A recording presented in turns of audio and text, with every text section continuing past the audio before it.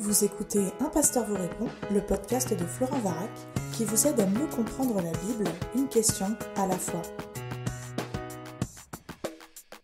La question qui nous préoccupe pour cet épisode est la suivante. Chère équipe de TPSG, cher Florent, merci pour ton podcast, très intéressant et édifiant. J'apprécie beaucoup la manière avec laquelle, en une vingtaine de minutes, tu réponds dans les grandes lignes à une question, toujours en t'appuyant avec justesse sur la parole. Tes épisodes m'édifient, me confortent, parfois me remettent en question. Bref, merci pour ce travail, car je ne doute pas qu'il y a un travail préparatoire derrière chaque épisode. Une question m'est venue en lisant Actes des Apôtres, chapitre 19, verset 12. Étant protestant, l'usage de reliques ne m'est pas du tout familier, je dirais même que je suis contre, car cela m'a toujours paru être une forme d'idolâtrie, avec tout le respect et l'amitié que j'ai pour les catholiques. Mais bien que j'avais déjà lu Actes plusieurs fois, c'est peut-être la première fois que je bute sur ce verset. J'aimerais donc beaucoup avoir ton éclairage sur ce verset et ce qu'il implique. S'agit-il d'une pratique qui se faisait uniquement dans le contexte des premiers chrétiens ? Que penser à la lumière de ce verset de l'usage des reliques de nos jours, au-delà de la question de l'authenticité avérée ou non de la relique ? Fin de la question. Écoute, elle est magnifique ta question, merci de l'avoir posée. Et effectivement, parfois il y a du travail derrière ces podcasts, mais je suis heureux de pouvoir contribuer à ma manière et bien faiblement et bien imparfaitement à la compréhension de l'écriture avec tous ceux et toutes celles qui sont à cette tâche sur le web. Alors, il faut bien réaliser que quand on est dans le livre des Actes, on est dans un livre de type historique. Et les livres historiques nous rapportent ce que Dieu fait, ce que les hommes font, mais pas forcément ce qui est à faire, à imiter ou à éviter. Il y a plusieurs choses qui sont dites dans les livres de l'histoire, que ce soit les livres des juges, que ce soit le livre des Actes, qui ne sont pas à imiter ou à continuer. Par exemple, la nomination du 12e apôtre manquant et défaillant par un tirage au sort est probablement pas la meilleure manière de s'occuper de décisions sur le personnel de votre Église. Il y a des choses qui sont dites, qui sont faites, mais qui ne sont pas forcément à imiter. Il y a des choses que Dieu a faites de façon exceptionnelle et unique et qui ne vont pas forcément se reproduire. On a besoin pour cela de la compréhension des écrits dogmatiques, des écrits pédagogiques que peuvent être, par exemple, les prophètes pour l'Ancien Testament, la loi, ou bien encore, et surtout pour nous qui sommes les disciples de la Nouvelle Alliance, des lettres du Nouveau Testament. Donc c'était une petite mise au point herméneutique sur la science et l'art d'interpréter les Écritures. Et maintenant, j'aimerais qu'on se plonge dans ce qui me semble être la plus belle église du Nouveau Testament. L'église d'Éphèse est manifestement celle qui a été la plus influente et qui a le plus bénéficié de l'apport d'hommes de Dieu remarquables au fil du temps. Et je crois que cette église mérite toute notre attention, à la fois dans les débuts de son existence, Acte 19 notamment, mais aussi avec la manière dont Dieu a construit cette église. Je pense à la lettre que Paul envoie à cette église, Éphésiens, mais je pense également à ce que Paul écrit à Timothée en poste à Éphèse, mais encore à ce que Jean nous apporte. Jean était en poste à Éphèse, et enfin, avec cette lettre tellement belle et tellement percutante du Christ, écrite à l'église d'Éphèse, probablement à la fin du 1er siècle, que nous lisons en Apocalypse chapitre 2, les premiers versets. Alors, voilà, on va regarder ce qu'il en est de ta question, puisque Acte 19, 12, pour ceux qui ne sont pas familiers de l'écriture, nous rapporte quelque chose de très étrange. Les vêtements que Paul utilisait, ou les tissus que Paul utilisait sur lui, ou qu'il portait, Dieu les employait pour guérir les malades et chasser des démons. C'est pas très orthodoxe, c'est même très étrange. Que s'est-il passé ? Alors, on est en l'an 52 après Jésus-Christ, probablement c'est l'été, et nous lisons en Actes chapitre 19, verset 1, que pendant qu'Apollo était à Corinthe, Paul, après avoir traversé les hauteurs du territoire, se rendit à Éphèse où il rencontre quelques disciples. Oui, mais ce ne sont pas des disciples de Jésus, ce sont des disciples de Jean-Baptiste. Ils ne sont pas chrétiens, ils forment en quelque sorte le dernier bastion des croyants de l'Ancien Testament. Pourquoi je dis ça ? Parce que Jean-Baptiste est en quelque sorte le dernier prophète de l'Ancien Testament. Il ne bénéficie pas encore de la Pentecôte et il est celui qui est l'annonciateur ultime du Messie qui vient. Disciples de Jean-Baptiste, ce sont des gens en quelque sorte qui sont les derniers croyants attachés à l'Ancien Testament sans encore avoir la compréhension et l'ultime révélation de l'Évangile. ces gens se convertissent et ils sont baptisés, ils se mettent à parler en langue et à prophétiser, ils sont une douzaine d'entre eux et l'église d'Éphèse commence. En Actes chapitre 19, verset 8, quelques versets plus loin, conformément à son habitude, Paul débute sa prédication auprès des Juifs. Il leur annonce le Messie, il leur annonce le royaume de Dieu, et plusieurs s'opposent à lui. Voilà ce que nous dit le texte. Paul entra dans la synagogue où il parla ouvertement. Pendant 3 mois, il s'entretenait avec eux et les persuadait en ce qui concerne le royaume de Dieu. Mais comme quelques-uns restaient endurcis et incrédules et décriaient devant la multitude la voix du Seigneur, il se retira d'eux, prit les disciples à part et eut des entretiens chaque jour dans l'école de Tyrannus. Cela dura 2 ans, de sorte que tous ceux qui habitaient l'Asie, juifs et grecs, entendirent la parole du Seigneur. Et Dieu faisait des miracles extraordinaires par les mains de Paul, au point qu'on appliquait sur les malades des linges ou des étoffes qui avaient touché son corps. Alors les maladies les quittaient et les esprits mauvais sortaient. Voilà donc le centre de ta question. Comment se fait-il que des linges et des étoffes de Paul avaient ce pouvoir sur la maladie et sur les démons? Doit-on chercher de tels pouvoirs dans les reliques, c'est-à-dire ce qu'aurait porté ou aurait contribué à la vie de certaines personnes ayant marqué l'histoire de l'Église? C'est le cas de certaines sociétés ésotériques farfelues. Je sais par exemple qu'à Lyon, un groupe se réclame détenteur de la pointe qui était sur la lance ayant percé le corps de Jésus, et, disent-ils, cet objet les rend capables de faire de grands miracles. On pourrait souligner bien des choses. J'ai rencontré un jour un pasteur à Marseille qui se vantait de distribuer en Afrique des mouchoirs qu'il avait portés et que bien sûr, grâce à cela, de grandes guérisons avaient lieu, ce qui, me disait-il, était biblique au regard justement de Acte 19, les versets 11 à 12. Oui, mais voilà, tu as peut-être bien noté le verset 11 qui disait que Dieu faisait des miracles extraordinaires. Alors, des miracles, c'est déjà impressionnant. C'est justement la capacité d'un miracle d'être un miracle, c'est d'impressionner, c'est waouh, c'est inhabituel. Mais alors des miracles extraordinaires, c'est presque un pléonasme, mais c'est encore plus impressionnant. Et c'est en cela que Luc, l'auteur du livre des Actes, veut attirer notre attention qu'il y a quelque chose d'unique qui a lieu. Unique parce que c'est l'apôtre Paul, on y reviendra en fin de podcast. Unique parce que c'est Éphèse. Éphèse où il y a une présence très vive de sorcellerie et d'occultisme, ce qui va se manifester dans la suite de l'histoire. Donc avant de revenir sur Acte 19, 11 à 12, j'aimerais que l'on voit ce qui se passe dans la suite parce que ça va être très éclairant sur le verset 12. Donc, Acte 19, 1 à 7, les disciples de Jean-Baptiste se convertissent. Acte 19, 8 et suivant, on voit des juifs et des non-juifs, des grecs qui se convertissent.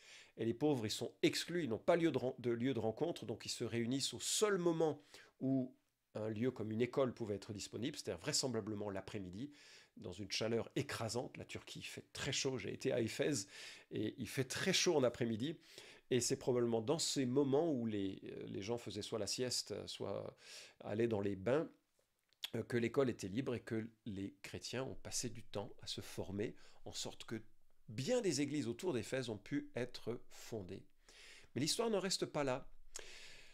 Verset 13 nous rapporte que quelques exorcistes juifs ambulants entreprirent d'invoquer sur ceux qui avaient des mauvais esprits le nom du Seigneur Jésus en disant « Je vous adjure par Jésus, celui que Paul prêche ».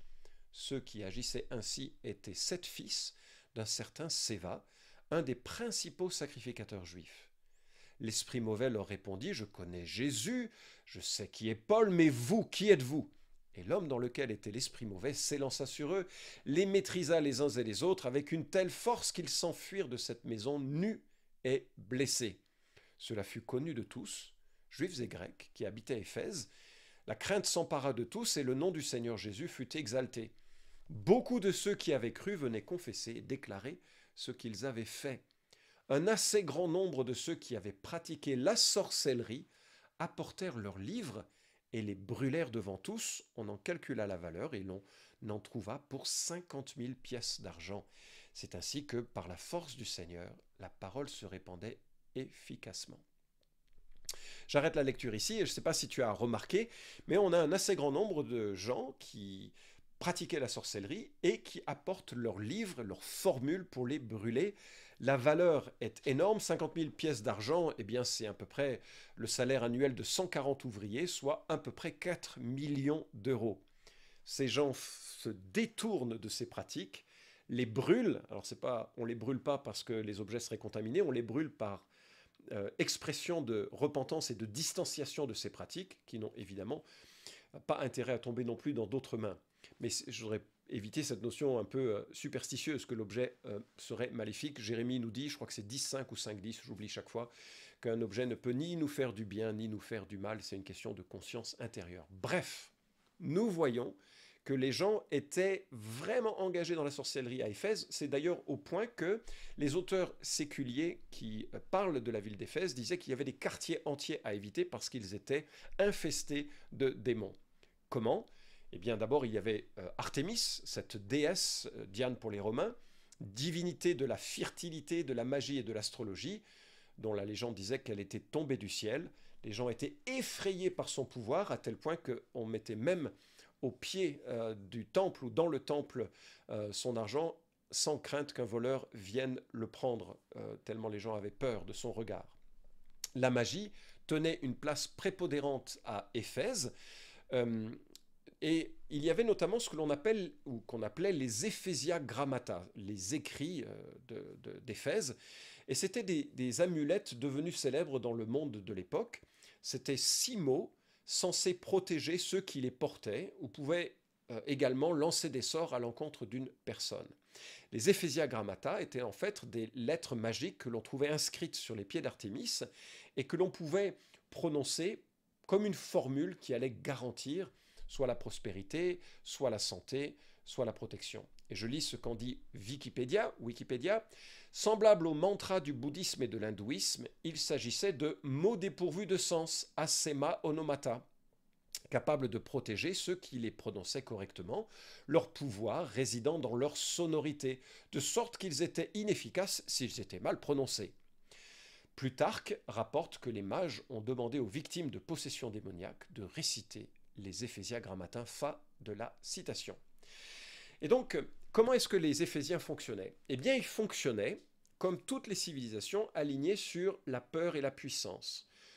Ce sont des civilisations qui estiment que ce qui nous arrive est toujours lié à ce qui se passe dans le monde spirituel. Si vous tombez malade, c'est qu'un esprit vous a jeté un sort, ou bien c'est que vous avez un ancêtre qui est mécontent de vous et qui vous rappelle à l'ordre et cherche à éveiller en vous de meilleurs sentiments.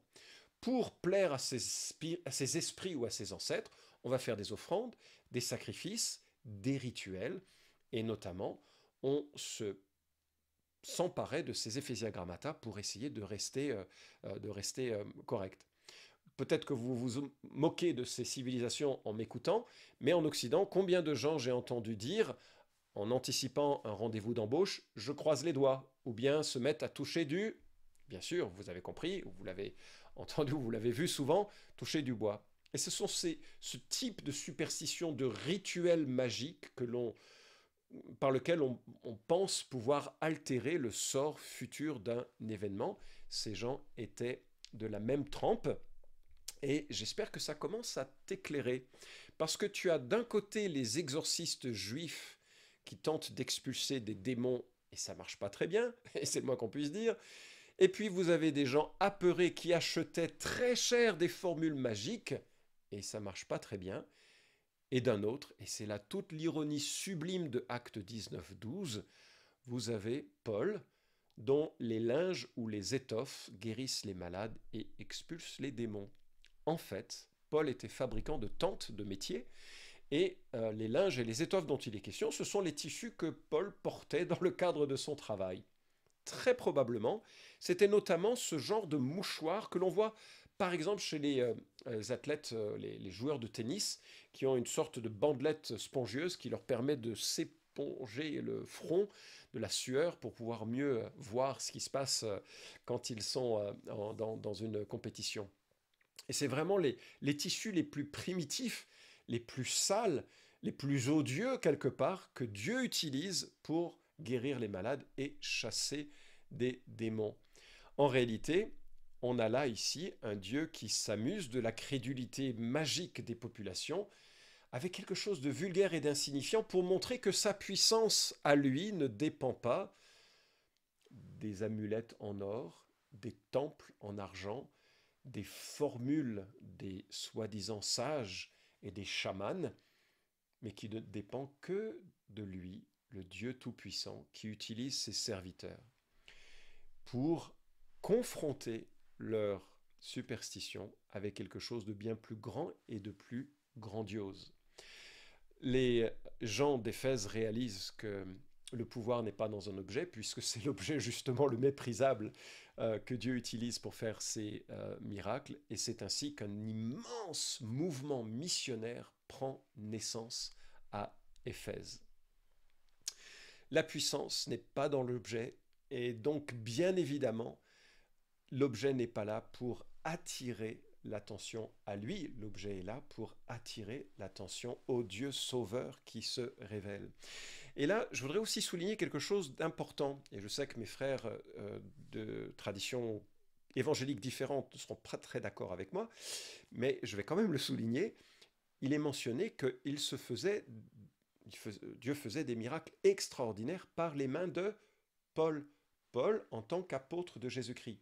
Le rôle des apôtres de Jésus-Christ dans la réalisation des miracles est super importante dans le livre des Actes. D'ailleurs, si tu relis le livre des Actes, tu vas réaliser qu'il n'y a que eux qui font des miracles, ainsi que les 7 sur qui ils imposent les mains pour que les 7 les représentent. Et à partir de ce moment-là, vous avez Étienne et Philippe qui font des miracles. Mais lorsque Dorcas tombe morte et que les disciples sont profondément tristes de cette réalité, ils ne peuvent rien faire si ce n'est appeler Pierre, un apôtre, qui vient, qui se déplace, et le miracle a lieu de la résurrection. Et donc ce que Dieu fait par les mains de l'apôtre Paul, est conforme à ce que nous trouvons en 2 Corinthiens 12, 12. Les signes distinctifs de l'apôtre ont été vus à l'œuvre au milieu de vous, par une patience à toute épreuve, par des signes, des prodiges et des miracles. Il y avait dans le livre des Actes quelque chose d'unique et qui n'est pas effectivement reproductible parce que le rôle des apôtres et des prophètes était de donner un fondement à l'Église tout entière. Éphésiens 2.20, Éphésiens 3.5. Ce fondement posé, avec les signes qui attestaient de cette nouvelle révélation, la capacité directe de faire des miracles au nom de Jésus a cessé. Je n'ai pas dit la présence de miracles. Dieu fait encore des miracles. Nous devons prier pour des miracles, nous devons jeûner pour des miracles, nous devons pratiquer l'onction d'huile en priant pour les malades. Aucun souci avec ça. Dieu agit, mais il agit en réponse à la prière, pas en exaucant des commandements de gens qui prendraient l'autorité qui ne leur a pas été donnée. Je sais, certains évoquent ou invoquent Marc 16, tu trouveras sur TPSG quelques articles sur Marc 16 qui te donneront ma perspective à ce sujet. On en revient à ta question des reliques. Dieu a parfois choisi d'utiliser des objets de manière spectaculaire. En Nombre 21, on a cette histoire touchante d'un peuple qui est sorti de l'esclavagisme, qui est en chemin dans le désert et qui se plaint d'avoir été sauvé de l'Égypte et qui aimerait retourner parce qu'il manque de légumes et de viande. Et Dieu envoie un jugement assez sévère. Des serpents viennent mordre les populations, les gens meurent en grand nombre. Moïse intercède et Dieu demande à Moïse de faire un serpent de bronze pour que, et je lis Nombre 21.9, Moïse fit un serpent de bronze et le plaça sur la perche. Et si quelqu'un avait été mordu par un serpent et regardait le serpent de bronze, il conservait la vie. Alors bien sûr, ce serpent de bronze, là, qui est sur une perche, il incarne la malédiction et le jugement dont sont victimes les Israélites. Et il leur suffit de regarder à ce serpent pour être débarrassé des conséquences de la morsure, pour être guéri. Il y a bien sûr là une image du sacrifice de Christ. Lorsqu'il est élevé de terre, le Fils de Dieu devient porteur de la malédiction de nos péchés. Et il nous suffit de regarder à lui pour être sauvé de ce péché. Il nous suffit de croire qu'il a porté nos péchés pour être dégagé de la culpabilité qui s'attache malheureusement à nos vies, nos fautes et nos fardeaux. L'image de Christ, magnifiquement représentée par ce serpent. 2 Corinthiens 5, 21 nous dit qu'il est devenu péché pour nous. C'est exactement l'image que nous avons avec ce serpent. Bref, quelques siècles plus tard, 2 Rois 18, 4 nous parle d'un roi qui fait disparaître les hauts lieux, les endroits où il y avait de l'idolâtrie, qui brise les stèles, qui coupe le poteau d'Achéra et qui met en pièces le serpent de bronze que Moïse avait fait car les Israélites avaient jusqu'alors brûlé des parfums devant lui. On l'appelait Nebuchadnezzar. 2 Rois 18, 4. Et donc cet objet que Dieu avait utilisé pour la guérison était devenu une occasion de chute parce que justement les gens faisaient des offrandes à cet objet. Mais l'objet n'était là que pour pointer du doigt quelque chose de plus grand, qui était un Dieu qui guérit, qui était un Dieu qui secourt, qui était un Dieu qui pardonne. Et donc il a fallu détruire cet objet. Je pense qu'il en va de même de tous ces objets qui nous rappellent parfois des gens qui ont marché avec intégrité dans la vie chrétienne. S'ils deviennent des objets de culte, ils nous détournent du seul culte, ce sont les 10 commandements qui le disent, que nous devons mener, qui est le culte vis-à-vis de Dieu, notre Créateur et notre Sauveur. Et en cela, il brise cette médiation unique qui se trouve en Jésus-Christ. Alors, je voudrais terminer en soulignant, j'ai été là où j'habite à une conférence tenue par un ingénieur dans l'église catholique du coin sur le suaire de Turin. Conférence remarquable et je crois qu'il m'a véritablement convaincu de son authenticité et aussi du témoignage qu'il porte de la résurrection de Christ. Il y a, je ne sais plus combien maintenant, une quarantaine de marqueurs incompréhensibles, en tout cas extrêmement qui collent à merveille avec la réalité historique de la crucifixion de Christ. Si c'est le cas, j'en sais rien, c'est pas important pour ma foi, mais si c'est le cas, on a une relique spectaculaire pour le coup. Mais c'est ça le problème, c'est que cette conférence brillante aurait dû se terminer sur la bonne nouvelle de Jésus-Christ, la mort et la résurrection de Christ. Ce n'était pas le cas, c'est une paroissienne qui l'a évoqué pour que ce soit un élément de discussion sur lequel il n'a pas voulu rentrer. La relique, quelle qu'elle soit, doit orienter pédagogiquement notre regard et notre foi vers celui qui est le centre de nos vies. Jean 6, 46 à 47 dit « Ce n'est pas que personne ait vu le Père, sinon celui qui vient de Dieu, lui a vu le Père. » Christ parle de lui-même. Et il ajoute, verset 47, « En vérité, je vous le dis, celui qui croit a la vie éternelle. » J'espère que tu regardes ce serpent, j'espère que tu regardes non la relique, mais que tu regardes celui qui est mort pour toi, pour que tu sois dégagé de toute culpabilité et vivre en sa présence pour l'éternité. J'espère avoir répondu à ta question. Cet épisode vous a édifié? Alors merci de le liker ou de le partager pour que d'autres puissent en profiter. Pensez aussi à vous abonner à la chaîne d'Un Pasteur vous répond pour ne manquer aucun des prochains épisodes. Enfin, si vous avez une question à poser à Florent Varac, écrivez-lui directement sur contact@toutpoursagloire.com.